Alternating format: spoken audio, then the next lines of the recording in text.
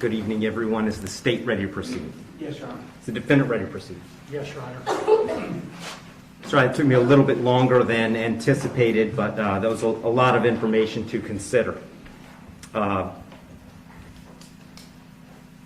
me just start by saying that as multiple people have observed, this is a particularly difficult case because there's really nothing that the court can do that's capable of fixing the harm that has been caused to the victims in this case.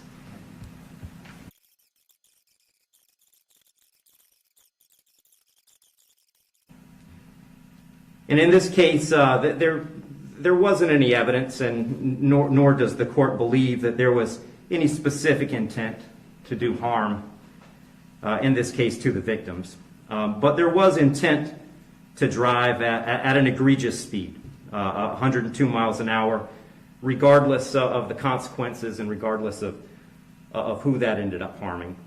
And then the second part of that, the second component, is the harm caused. And in this case, it's just impossible to have greater harm than the harm that occurred in this case, which was the loss of a mother, loss of a baby, and really the loss of a family as it existed when this occurred.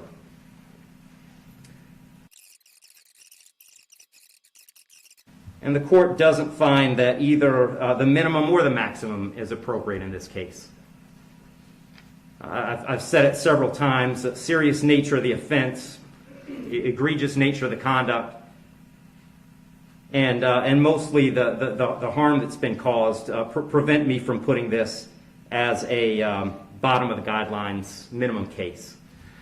But the departure bases argued by the defendant did provide some reason not to put it at the top of the maximum. And specifically, the court did take into account that the defendant's 18, certainly responsible for his actions, and he's being held accountable for his actions.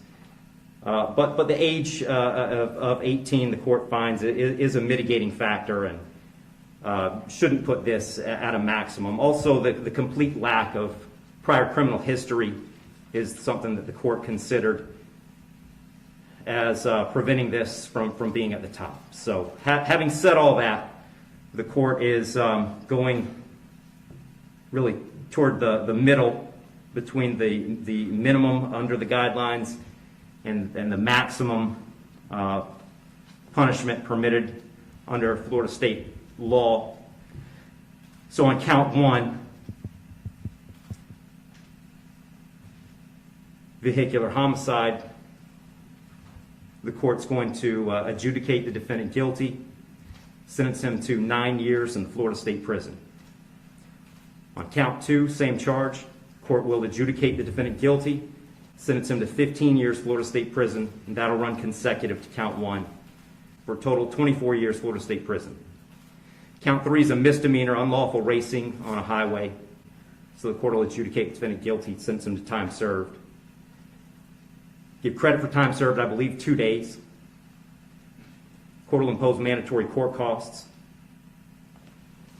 Mr. Heron, you have given up the right to appeal the determination of your guilt or innocence. You do have 30 days to appeal the sentence of the court.